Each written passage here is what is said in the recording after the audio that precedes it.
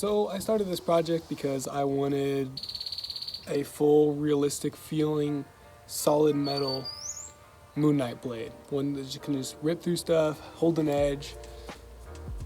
It seemed cool to me, so I started building it. So here I started off with this cardboard template that I made. It was about the size and shape that I really liked and just felt good. And then I marked that out on a piece of metal. This is an old saw blade that we had in our pump house. This is good because it's a good metal, it's a solid metal, it's tool steel, and it's hardened. So if I keep it under a certain temperature, it should be able to hold an edge and stay hard, and I don't have to reharden it myself because I don't really want to have to go through that whole process. It's pretty intense and I don't really know how to do it. So I started cutting. I used the 4-inch grinder, handheld, and I kept plenty of water on it, kept spraying water on it to keep the temperature down, because if it gets too high, then the hardness of the steel will go away, and I want to preserve that because I want this build to hold an edge.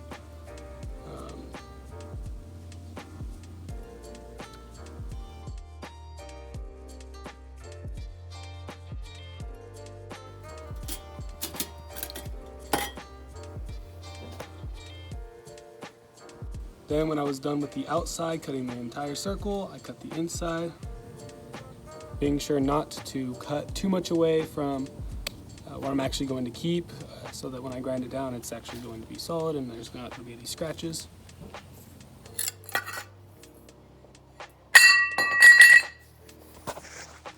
Bro, finally cut out.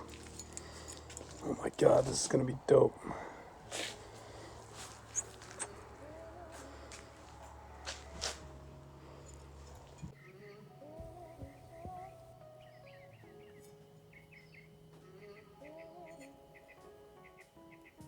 And I marked out, based on my template, what needed to get grinded away, which was quite a bit in the middle, as you can see, everywhere that's marked black.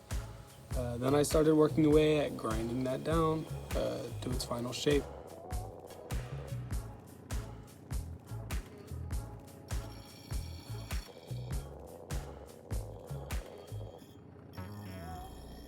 Which I think turned out pretty well. I'm very happy with this. This was my first sight of what this project is going to be and the potential it had, so I was happy. And then I ground it all down to a point, so one end is a lot fatter where the handle is, and at the end it comes down to a point. That took a while, just a lot of grinding, took a lot of metal to get down to there, but I'm happy I did it.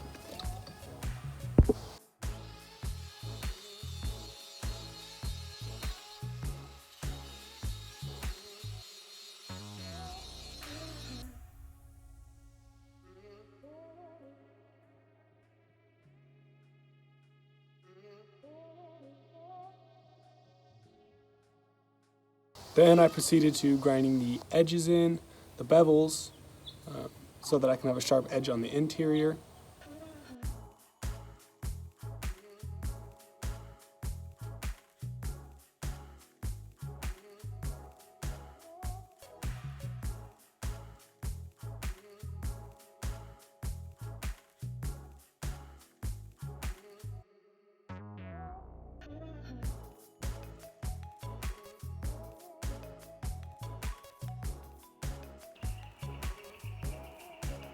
Sit on top to create that edge and give it some thickness, and I need 2 of those, so boom, got 2, and then I drilled holes in them so we could put some welds on there to hold the pieces together. Then I also ground those to an edge, but only to one side, so it's kind of like this, so one side's completely straight and flat still, and then I just kind of ground that edge down to this so that it could sit on top of the other piece of metal. I also noticed that where I cut away from on this metal, it got hot enough that it actually started to magnetize. You can see the blade sticking to it here.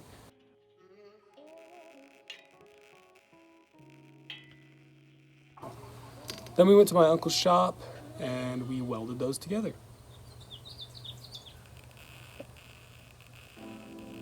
My dad did these welds and I think he did a pretty dang good job.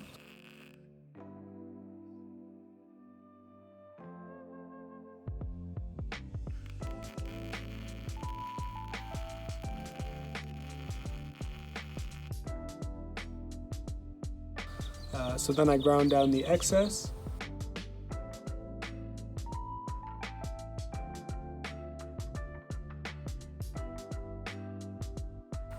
And then I started putting on the bevels for the outer edge. So this was a lot steeper of an angle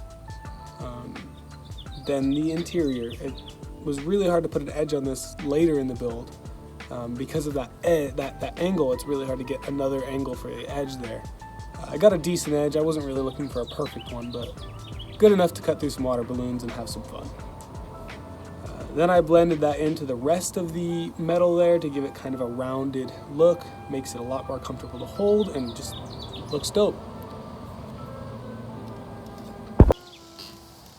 Then I did that to the rest of the blade and polished it up a little bit to get this, which is the final shape. I was really happy with this.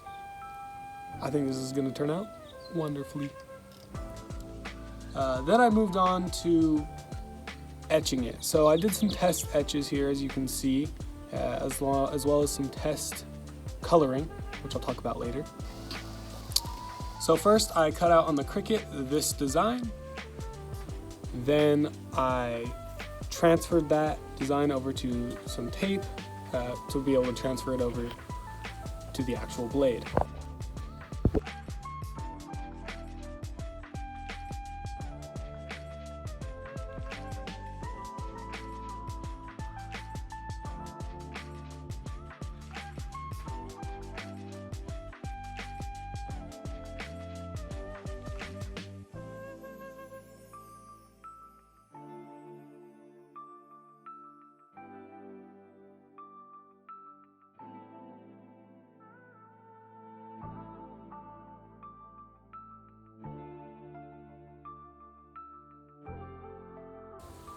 And then I covered the rest of the blade in this vinyl that I have. This is car vinyl, left over from my Jeep.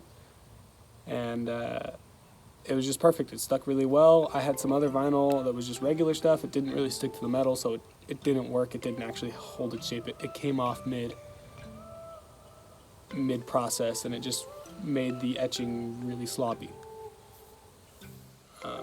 Then I began to etch it. I used a mixture of 2 parts hydrogen peroxide and 1 part muriatic acid. Muriatic acid. Muriatic acid. Then I put it in there suspended above the bottom to allow the medical particles to fall out and create a clean etch. And I left it in there for 1 hour, and then I re-upped the material to make its acidity levels go back up. And then I did another hour, so it got a deep etch.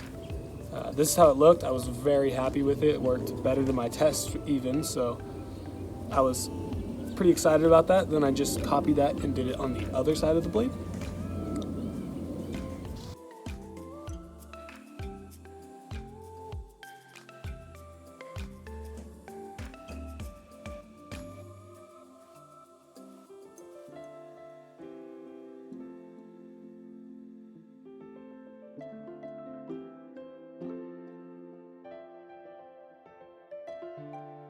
Then I moved on to the coloring of the blade, where I used the technique using a solid brass wire wheel and a torch. You heat up the metal right before it changes color, starts to get that golden browny color. Right before that, you get it up to that temperature, and then you use the brass wire wheel to transfer the brass as a thin layer onto the rest of the blade, straight onto the metal. You just go back and forth between these two things, heating it up, using the wire wheel, heating it up, using the wire wheel. It's a long process, but if you do it right, it comes out pretty even, and it's a very strong coat. It makes it look gold, just like the shell.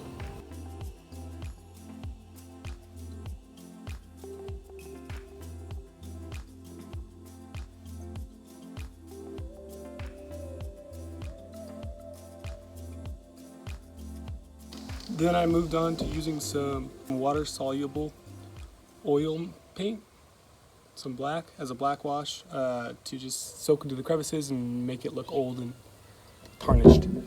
And then I finished it up by sealing it with this stuff to keep all the paint in there and keep the surface nice and keep it from rusting.